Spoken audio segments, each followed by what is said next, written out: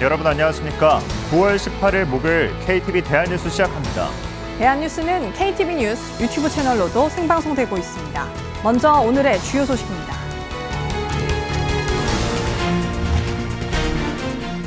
이재명 대통령이 증권사 리서치센터장과 오찬 간담회를 했습니다. 이 대통령은 국민들의 유효한 투자 수단이 될 수 있도록 주식시장을 활성화하겠다고 밝혔습니다. 롯데카드 해킹 사태로 정보가 유출된 회원 규모가 297만 명에 달하는 것으로 나타났습니다. 금융당국은 앞으로 중대한 보안 사고가 발생하면 징벌적 과징금을 부과하기로 했습니다. 이재명 대통령이 수석 보좌관 회의를 열어 청년 대책을 집중 논의했습니다. 일자리와 주거 문제 해결을 비롯해 청년들의 삶을 근본적으로 개선할 수 있는 대책을 추진하겠다고 밝혔습니다. 공정거래위원회가 G마켓과 알리익스프레스 코리아의 기업 결합을 조건부로 승인했습니다. 국내 온라인 해외 직구 시장 경쟁 제한을 우려해 양사 간 국내 소비자 정보 차단을 조건으로 달았습니다.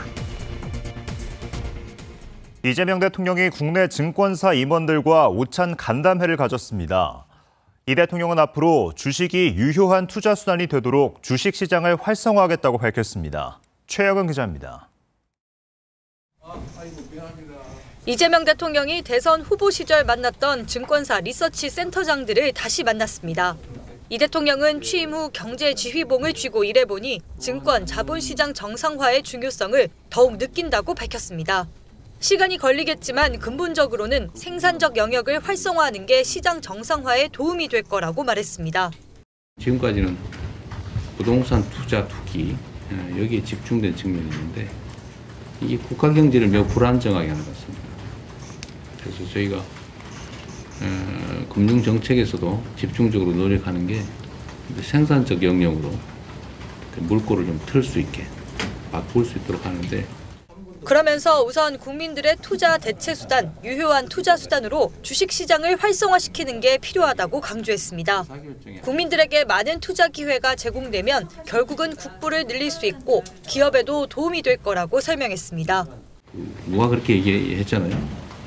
국장 탈출은 지능순이라고. 이걸 빨리 이제 국장 복귀는 지능순이라는 말이 생겨날 수 있도록 만들어야 되겠습니다. 이 대통령은 간담회에 이어 방한 중인 정의란 무엇인가의 작가 마이클 샌델 하버드대 교수와 만났습니다. 이 대통령은 대한민국이 어려운 과정을 겪었지만 민주주의 사회의 모범이 되고 있다며 자부심을 느낀다고 말했습니다. 우리가 교과서에서 민주주의라고 하면 그 아테네를 떠올리는데 아마도 많은 시간이 지난 다음에는 대한민국 서울을 떠올리게 되지 않을까 하는 생각도 합니다.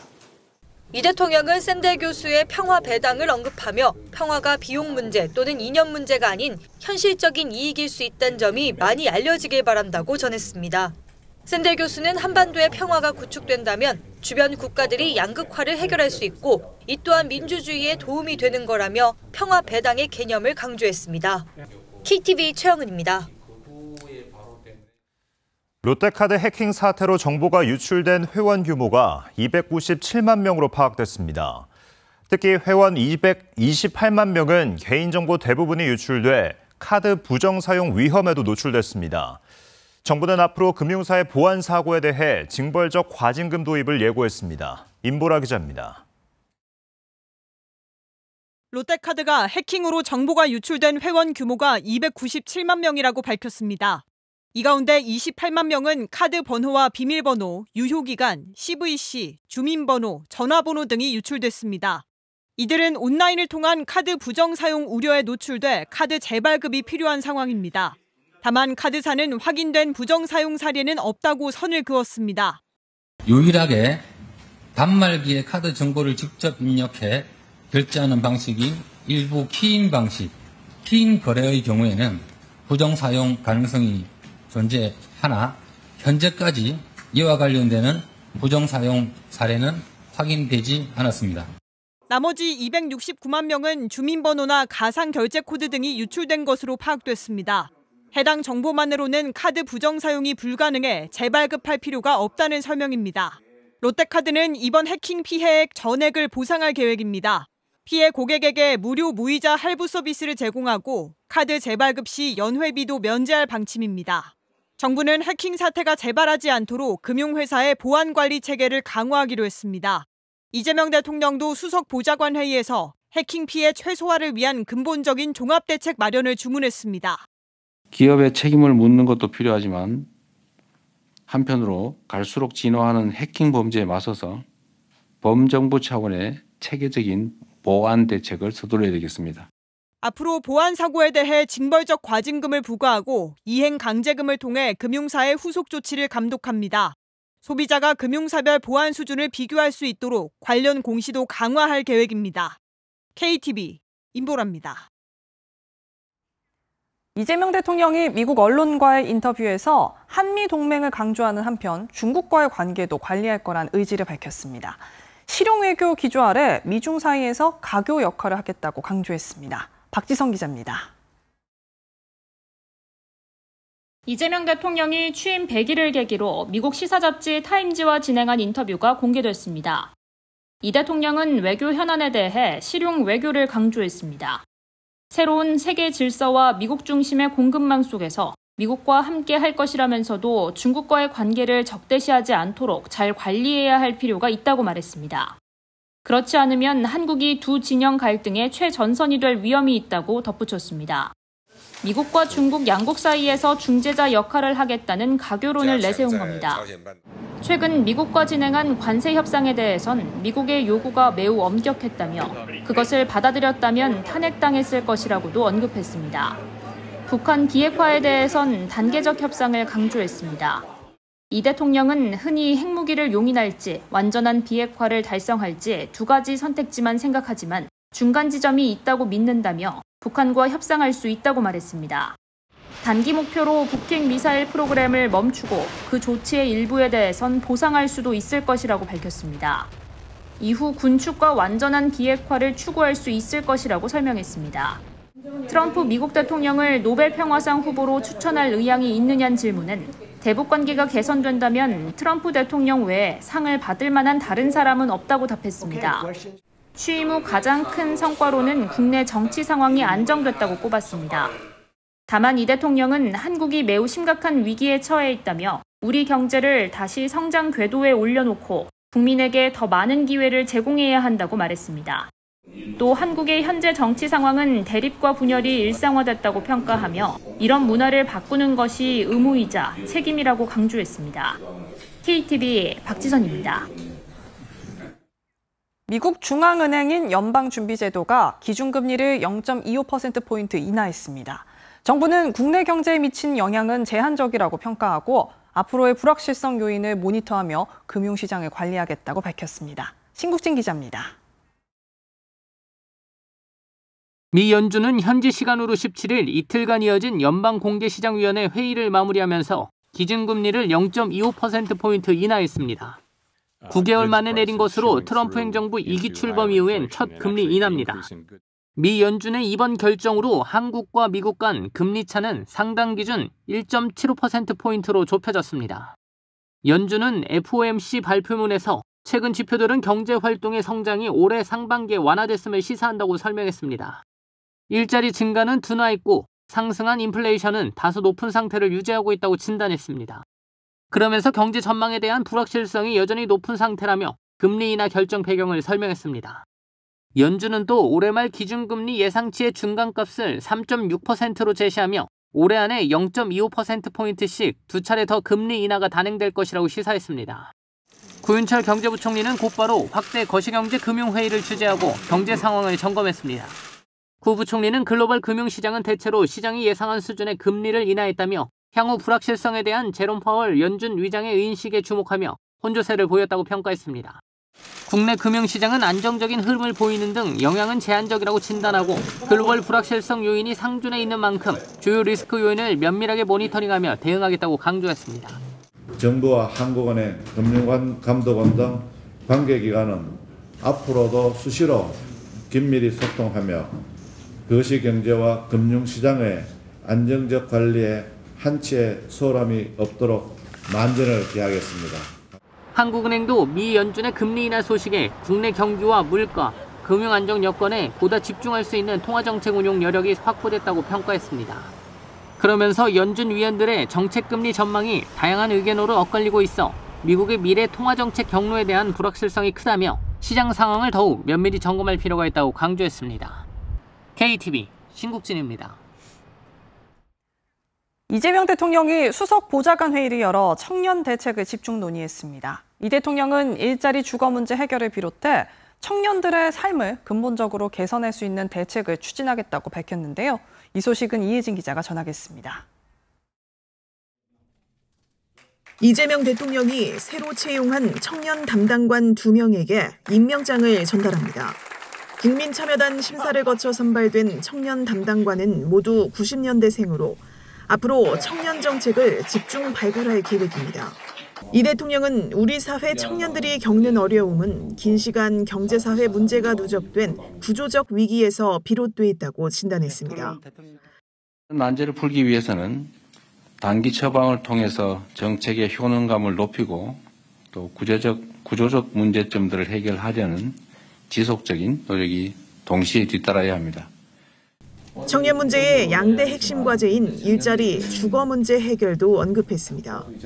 이 대통령은 월세 지원 확대와 일자리 첫걸음 보장제 등 미시 정책을 추진하면서 청년의 삶 전반을 포괄하는 근본적 해결책을 동시에 추진해야 한다고 강조했습니다. 아울러 청년은 대한민국 회복과 성장의 원동력이라며 청년의 고통과 불안을 덜고 미래 희망을 키우는 든든한 정부가 되도록 노력하겠다고 밝혔습니다. 여야 민생경제협의체 첫 회의 관련해선 각자 서 있는 정치적 위치는 달라도 어려운 국민 삶을 개선하려면 힘을 모아야 할 책임이 있다고 역설했습니다. 이 대통령은 이와 함께 긴 추석 연휴를 국내 경기 활성화의 마중물로 삼아야 한다며 성수품 가격 안정과 바가지 요금 근절을 위해 최선을 다해달라고 주문했습니다. 이 대통령은 끝으로 코로나19가 다시 유행하는 만큼 연휴 기간 국민 안전 대책을 반복 점검하고 필요한 대책은 미리 준비하라고 당부했습니다. KTV 이혜진입니다. 이재명 정부 들어 첫 한중 외교장관 회담이 열렸습니다. 우리 측은 북한의 대화 복귀를 위해 중국의 역할이 필요하다고 당부했습니다. 이에 중국 측도 건설적인 역할을 지속하겠다고 답했습니다. 문기혁 기자입니다. 조현 외교부 장관과 왕이 중국 외교부장이 중국 베이징에서 첫 한중 외교장관 회담을 했습니다. 3시간에 걸쳐 회담과 만찬을 하고 한중 전략적 협력 동반자 관계 발전을 약속했습니다. 조 장관은 우리 정부가 대화와 협력을 통해 한반도의 비핵화와 평화 실현을 위한 실질적 진전을 추구하고 있다고 밝혔습니다. 그러면서 북한의 대화 복귀를 위한 중국 측의 노력을 당부했습니다. 왕 부장은 한반도 평화 안정을 위한 건설적 역할을 지속해 나갈 거라며 지속 소통하자고 답했습니다.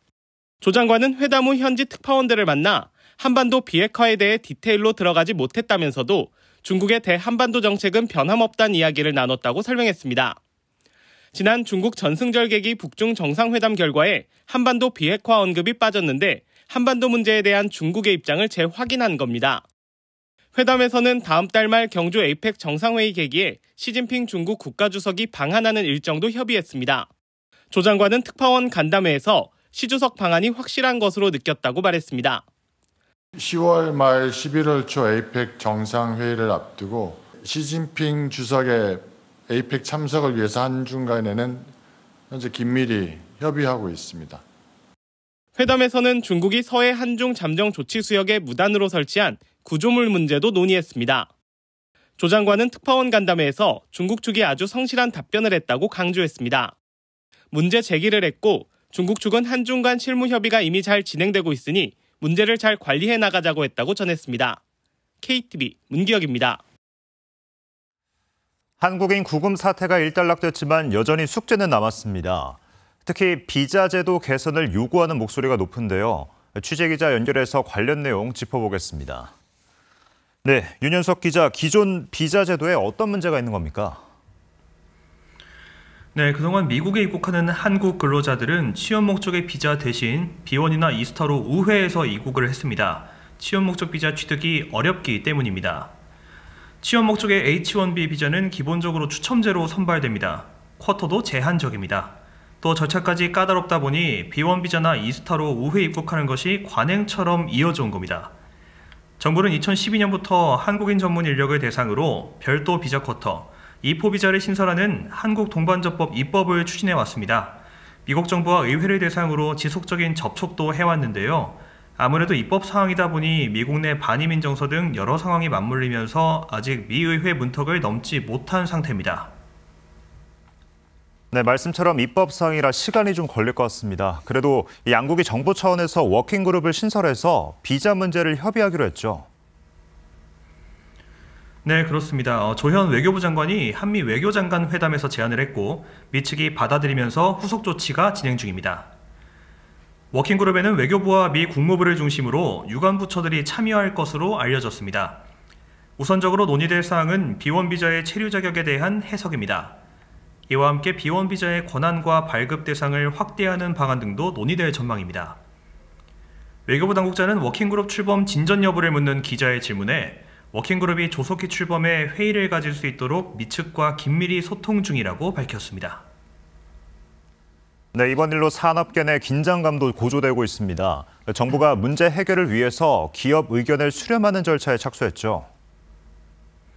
네, 그렇습니다. 외교부는 비자 문제 개선을 위한 범정부 TF를 발족하고 첫 회의를 개최했습니다. 범정부 TF에는 외교부와 산업통상자원부, 중소벤처기업부가 관계부처로 참여합니다. 대미 협의 과정에서 우리 기업들의 의견이 충분히 반영돼야 할 만큼 한국경제인협회와 중소기업중앙회도 함께 참여합니다. TF회의에서는 우리 기업들의 비자 발급 애로사항과 인력 파견 수요, 계획 등 대미 협의에 필요한 사항들이 점검됐습니다. 비자 문제 개선을 위해 미 측에 제기할 사항 등 대미 협의 계획도 논의됐습니다. 정부는 주기적으로 TF회의를 열고 대미 투자기업 인력의 미국 입국 관련 애로 해소와 비자 문제 개선을 위한 범정부 차원의 대응을 논의해 나가겠다고 밝혔습니다. 지금까지 정부 서울청사에서 전해드렸습니다. 국내 해외 직구 시장 점유율 각각 1위와 4위인 알리익스프레스와 G마켓이 한 지붕 아래 놓이게 됐습니다.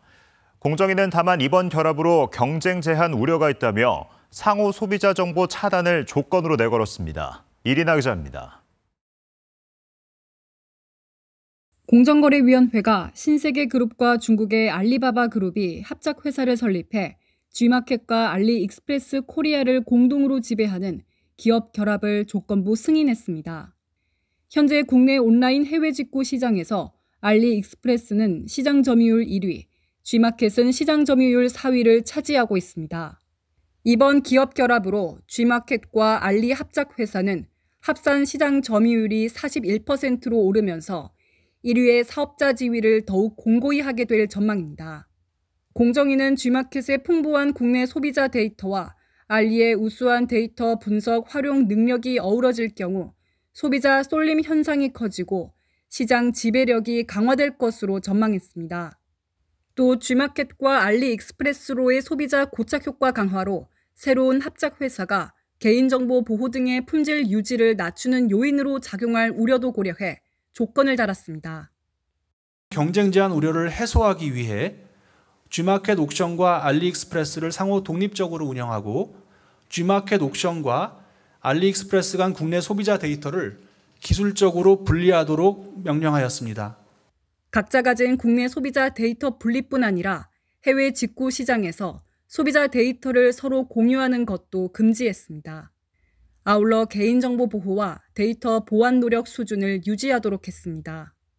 시정명령은 받은 날로부터 3년간 유효한데 공정위는 이후 시장 상황을 검토해 연장할 수 있다고 밝혔습니다. 또 G마켓과 알리익스프레스의 독립성을 갖춘 이행감독위원회도 구성해 시정명령 이행 상황을 주기적으로 보고하도록 했습니다. 공정위는 이번 결합으로 국내 판매자가 알리익스프레스를 이용해 해외 판로를 개척할 경우 역직구 시장 활성화에 도움이 될 것으로 내다봤습니다. KTV 이리나입니다. 주민들이 재개발, 재건축 사업의 실행 가능성을 먼저 따져볼 수 있도록 정부가 사업성 검토 서비스를 제공합니다. 오는 20일부터 한국부동산원 홈페이지를 통해 서비스를 신청할 수 있습니다. 조태영 기자입니다. 정비사업 컨설팅은 지난해 처음 도입됐습니다. 재개발, 재건축 희망 주민을 대상으로 실제 정비사업이 가능한 지역인지 무료로 분석해줬습니다. 하지만 올해부터는 계략 건축 설계와 계략 사업성 검토까지 추가로 제공됩니다. 사업 규모를 미리 따져보고 추진 여부를 판단할 수 있도록 돕는 겁니다. 오는 22일부터 한국부동산원 누리집을 통해 신청할 수 있습니다. 모든 제도적인 요건들이 다 맞춰졌다 하더라도 궁극적으로 이 사업지가 어느 정도의 사업성이 있을 수 있을까라는 불확실성에 대한 의문들을 갖고 이 사업을 이제 임하는 모습들이 상당히 많았었습니다. 주민들이 조금이라도 불확실성을 좀 해소해서 주민 입안을 통해서 이 사업을 진행하도록 지원하는 부분들이 일단 가장 큰 의미가 있습니다. 2025 정비사업 표준 실무 편람도 발간됐습니다. 복잡한 행정 절차를 쉽게 안내하기 위함입니다. 실무 편람에는 정비계획 수립, 사업 시행, 해산과 청산 등 전 과정이 단계별로 담겼습니다. 아울러 조합, 주민 유의사항, 분쟁 사례, 지원 제도 등도 정리됐습니다. 국토부는 이번 실무 편람을 실무자 교육 자료로도 활용할 방침입니다. 국토교통부와 한국부동산원 누리집에서 열람할 수 있습니다. KTV 조태영입니다. 우리나라 첫 국악 박람회 영동 세계 국악 엑스포가 충북 영동에서 열리고 있습니다. 국악의 기원부터 미래까지를 보여주는 전시와 체험, 신명나는 놀이 한마당이 관람객을 맞이합니다. 김창규 기자가 다녀왔습니다. 선선해진 날씨 아래 신명나는 우리가락이 울려 퍼집니다. 풍물 소리에 맞춰 남사당패가 연희 한마당을 펼칩니다. 객석에서는 환호와 추임새가 터져나옵니다. 세종대왕과 함께 조선 고유의 음악 체계를 세운 박연이 태어난 곳. 국악의 고장 충북 영동에서 한국 최초 국악 박람회가 열렸습니다. 지난 금요일 문을 연 영동 세계 국악 엑스포에는 평일 낮부터 많은 인파가 모였습니다. 닷새 만에 18만 명이 박람회장을 찾았습니다. 매달 한 번씩 그 인문학 관광을 하는데 이번에는 여기에 지인이 알고 있는 지인이 이런 축제가 있으니까 한번 와봐라 해서 좀 먼 거리지만 새벽 5시에 출발해서 오게 되었어요. 국악의 기원부터 현재까지 흐름을 알 수 있는 주제관과 전 세계 30개국의 전통 음악과 문화를 우리 것과 비교해보는 세계음악문화관이 관람객을 맞이합니다. 기네스북의 세계에서 가장 큰 북으로 등재된 이 천고 등 다양한 전통 악기를 이렇게 직접 쳐보며 체험할 수 있습니다. 몽골의 노래가 가장 인상도 깊었고, 그리고 엄청나게 위에 있는 그 태국, 그것도 엄청나게 크고 한번 쳐봤는데 소리가 엄청 크고 웅장했어요. 현대적 미학으로 국악을 재해석한 미디어 아트도 선을 보였고 AI와 과학기술을 접목한 전시도 눈길을 끕니다.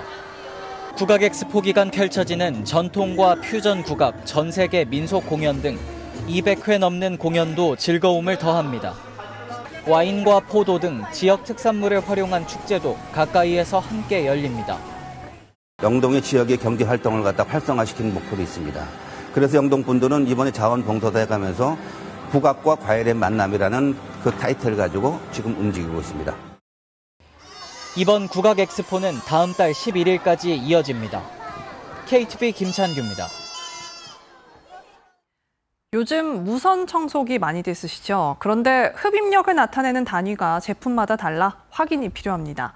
일부 중국산 제품은 흡입 성능과는 관련 없는 진공도의 단위를 사용하고 있기 때문인데요. 최유경 기자가 보도합니다. 사용이 편리해 수요가 늘고 있는 무선 청소기. 핵심 성능으로 흡입력이 꼽힙니다. 그런데 제품마다 표시된 흡입력 단위가 달라 구매 시 꼼꼼한 확인이 필요합니다. 한국소비자원이 시중 판매되는 10개 제품별 흡입력을 시험하고 표시 내용을 조사했습니다. 이들 가운데 삼성과 LG전자는 국제표준 단위인 와트를, 다이슨과 드리미는 미국 재료시험협회 표준인 에어와트를 사용하고 있었습니다. 반면 샤오미와 로보락 등 6개 제품은 파스칼을 흡입력으로 표시하고 있었습니다. 파스칼 단위를 적용한 제품은 모두 중국산이었습니다. 파스칼은 제품의 내부 기압 상태인 진공도를 나타내는 단위로 외부 공기를 빨아들이는 흡입 성능과는 사실상 직접적인 관계가 없습니다. 일반적으로 와트와 에어와트는 10 또는 100의 자리값으로 표시되는 반면 파스칼은 10,000의 자리값을 가지기 때문에 소비자가 파스칼로 표시된 제품 성능이 더 좋은 것으로 오인할 수 있는 겁니다. 파스칼 단위의 진공도를 흡입력으로 표시 광고한 6개 제품의 경우 표시값은 18,000에서 48,000 파스칼이었으나 실제 흡입력은 58에서 160와트로 측정되었습니다. 시험 결과 파스칼 단위로 표시한 흡입력은 신뢰하기 어려운 것으로 나타났습니다. 소비자원은 무선 청소기 제조 수입업체에 이번 성능 시험 결과를 공유하고 흡입력 표시의 개선을 권고했습니다. 국가기술표준원은 흡입력을 통일된 단위로 비교할 수 있도록 내년 초까지 국제표준이 반영된 국가표준을 제정할 계획입니다. KTV 최유경입니다. 우리나라의 기후 위기 현황을 분석한 보고서가 발간됐습니다. 최근 온난화 추세가 강화되고 있고 이로 인해 기상재해가 더 강하고 빈번하게 발생할 것으로 전망됐습니다. 신경훈 기자입니다. 환경부와 기상청이 한국기후위기 평가 보고서를 발간했습니다. 우리나라의 기후위기 현황을 종합적으로 분석한 겁니다. 기후변화 연구 동향과 영향 전망을 파악하기 위해 5년 주기로 기후위기 평가 보고서를 발간하고 있습니다. 2020년에서 2024년까지 총 2,000여 편의 국내 논문과 각종 보고서의 연구 성과를 분석 평가하여 한국 기후위기 연구 동향과 전망을 집대성해서 발간하게 됐습니다. 보고서에 따르면 지난 2023년 한반도 연평균 기온은 13.7도, 이듬해에는 14.5도로 연이어 연평균 기온 기록이 경신된 것으로 확인됐습니다. 특히 1912년에서 2024년 기온 상승률이 1912년에서 2017년 기온 상승률보다 더 높아 최근 7년 사이 한반도의 온난화 추세가 강화된 것으로 확인됐습니다. 이처럼 온난화가 심화되면서 폭염과 태풍, 집중호우 등 기상재해가 더 강하고 빈발하게 나타날 것으로 분석됐습니다. 보고서는 인위적 요인으로 인한 폭염 발생 확률은 4배 이상 증가할 것으로 전망했고 태풍의 극한 강수 영역은 최대 37% 확대될 것으로 내다봤습니다. 기후 변화로 인한 사회적 영향도 커질 것으로 전망됐습니다. 2050년대 고령자의 고온으로 인한 초과 사망률은 최대 5.52% 증가할 것으로 예측됐습니다. 정부는 제4차 기후위기 적응대책에 이 같은 내용을 반영할 방침입니다. 이를 통해 기후 재난에 적극 대응하고 사회 전 부문의 기후 대응 역량을 제고한다는 계획입니다. KTV 신경은입니다. 한미연합군사령부는 오늘 강원 화천과 춘천, 대전 일대에서 한미 양국 24개 부대와 3개 민관기관이 참가한 가운데 연합의무지원 야외 기동훈련을 진행했다고 밝혔습니다. 이번 훈련은 한미 양측이 의무 후송 자산들을 활용해 유사시 대량 전상자를 현장에서 응급처치하고 후송하기 위한 협조 지원 체계를 검증하고 숙달하기 위해 실시했습니다. 특히 전방 환자 발생 지역, 군단 지속 지원 거점, 후방병원으로 이어지는 절차에 대해 한미 양국 의무부대와 춘천 소재 강원대 병원, 천안 소재 당국대 병원, 춘천역, 대전역, 한국철도공사와 함께 민관군 의무 지원 체계를 종합적으로 확인했습니다. 김영훈 고용노동부 장관과 김윤덕 국토교통부 장관이 서울 소재 건설 현장을 찾아 불법 하도급 합동 점검에 나섰습니다. 두 장관은 서울 용산구에 위치한 청년주택 신축 공사 현장을 방문해 불법 하도급과 안전조치 준수, 적정 임금 지급 여부 등을 점검했습니다. 노동부와 국토부는 지난달 11일부터 지자체, 공공기관 등과 함께 건설 현장 불법 하도급에 대한 합동 단속을 실시하고 있습니다. 내년부터 56세와 66세 국민이 국가건강검진을 받는 경우 폐기능 검사를 함께 받게 됩니다. 보건복지부는 오늘 한국프레스센터에서 제1차 국가건강검진위원회를 열고 이 같은 내용을 확정했습니다.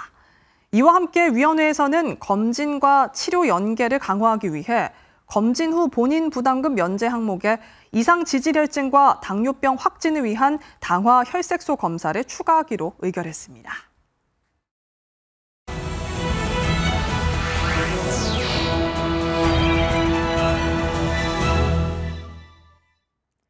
국정을 더 촘촘히 살펴봅니다. 보도자료 브리핑입니다.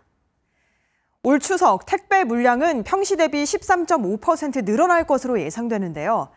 지난 8월 하루 평균 1,700만 박스가 배송됐는데 추석엔 2천만 박스로 늘어나는 셈입니다. 택배 종사자의 과로 예방과 원활한 배송을 위해 오는 22일부터 다음 달 17일까지 택배 특별 관리 기간이 운영됩니다. 이 기간 주요 택배사는 간선, 배송기사, 상하차, 분류인력 등 약 5,500명을 추가로 투입합니다. 또 영업점별로 건강관리자가 종사자의 건강 이상 여부를 매일 확인합니다. 명절 연휴 하루 이틀 전부터는 집화도 제한해 택배 종사자에게 휴식을 보장할 예정인데요. 국토부는 온라인 쇼핑몰 등의 택배 물량 분산에 적극 협조해달라고 당부했습니다. 지자체, 공공기관 등에도 성수품이 몰리지 않게 사전 주문을 이용해달라고 요청했습니다. 요즘은 전세 계약 맺을 때 혹시 사기는 아닐지 걱정부터 하게 되는데요. 이때 체크리스트를 확인해보면 좋습니다. 18일부터는 인터넷 등기소를 통해 등기부 등본을 열람할 때 안심 전세 계약 체크리스트를 함께 내려받을 수 있습니다. 체크리스트 안에는 계약 전 확인해야 할 권리관계, 선순위 채권 등 목록이 담겨 있습니다. 계약 시 살펴봐야 할 공인중개사 정상 영업이나 소유자와 계약자 일치 여부 등도 포함됐습니다. 심화사항 리스트를 통해 특약사항에 어떤 내용을 넣으면 좋을지 생각해 볼 수도 있는데요. 안심 전세계약 체크리스트를 내려받기 위해서는 부동산 등기사항 증명서 열람 발급 신청 결과의 링크나 공지사항을 통해 접속하면 됩니다. 가을을 맞아 국립공원으로 나들이 가는 분들 많으시죠?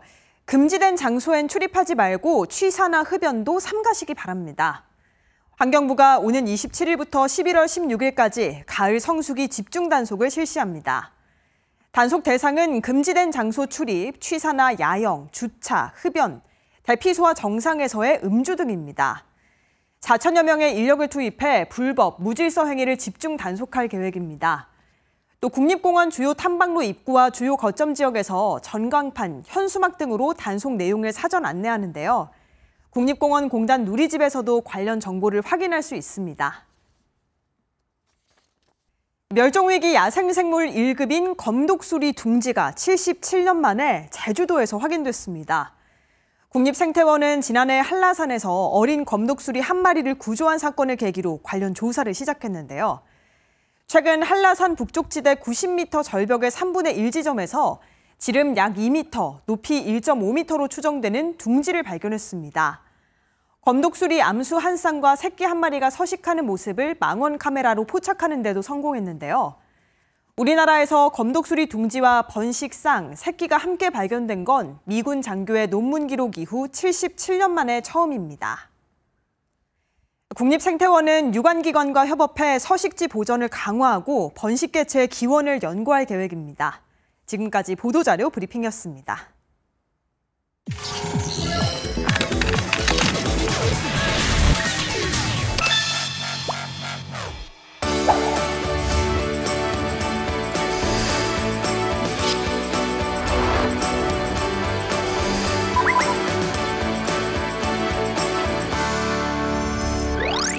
취업자 수가 3개월째 10만 명 이상 늘고 있지만 청년층의 고용 한파는 계속되고 있습니다. 특히 괜찮은 일자리가 줄고 경쟁이 심화된 가운데 구직 활동도 하지 않고 일할 의사도 없는 30대 쉬었음 청년 인구가 역대 최고치를 기록했는데요. 정부가 이 같은 악순환의 고리를 끊기 위해 일자리 첫걸음 보장제 추진 방안을 내놨습니다. 먼저 연간 15만 명의 장기 미취업 청년 미험군을 발굴하기 위해 미취업 청년 데이터베이스를 구축합니다. 청년들에게 개인정보 제공 동의를 받은 후 취업할 시기가 지났는데도 고용보험에 가입되지 않은 것으로 확인되면 도움이 필요한 상황으로 보고 각종 지원책을 안내할 예정입니다. 또 사회생활에 두려움을 느끼는 은둔, 고립 청년들을 위해서는 니트 컴퍼니라는 가상회사를 만들어서 13주 동안 일 경험을 할 수 있는 사업도 추진하는데요. 온 오프라인으로 가상회사의 출퇴근을 인증하고 각자 업무를 정하면서 회사 내 관계 맺는 연습을 하는 방식입니다. 고인 시장이 경력직을 선호하는 경향에 맞춰 청년들의 일 경험 프로그램도 확대합니다. 5만 명에게 AI 융복합 교육을 제공하고 훈련을 수료한 청년 중 2,000명은 직무 경험을 쌓을 수 있도록 연계하겠다는 계획입니다. 취업 준비 기간이 길어지면 생계 부담이 가중되는 점을 감안해 구직 촉진 수당도 확대하기로 했습니다. 현재 소득과 연령에 따라 6개월 동안 월 50만 원씩 구직 촉진 수당을 주고 있는데요. 내년부턴 월 60만 원으로 인상됩니다. 이와 함께 청년이 일하고 싶은 중소기업을 만들기 위해 주 4.5일제 도입을 지원하고 스마트 공장 전환을 통해 반복적이고 강도 높은 작업을 줄이고 산재 위험을 최소화할 계획입니다. 2027년부터는 자발적 이직자에게 생애 한 번 실업급여를 지급하는 방안도 추진하는데요. 이른바 청년용 실업급여 제도로 경험이 상대적으로 부족한 청년들이 첫 직장에서 불합리한 상황을 겪거나 경력에 맞지 않는 경우 재도전할 수 있는 기회를 열어주겠다는 취지입니다. 아울러 청년들에게 실무 경험을 제공하는 일경험 사업의 법적 근거를 마련하기 위해 청년 고용촉진 특별법 개정에도 나섰는데요. 특히 노동시장 진입 연령이 점차 높아지는 현실을 반영해 일자리 지원 정책의 기준이 되는 청년 기준 연령을 만 29세에서 34세로 올려 더 많은 청년들이 지원을 받을 수 있도록 했습니다. 오늘은 청년들을 위한 일자리 첫걸음 보장제에 대해 알아봤는데요. 이 정책이 취업이라는 긴 터널을 지나는 청년들에게 사회 첫걸음을 힘차게 내디딜 수 있는 든든한 발판이 되어주길 기대해봅니다. 지금까지 클릭 K+였습니다.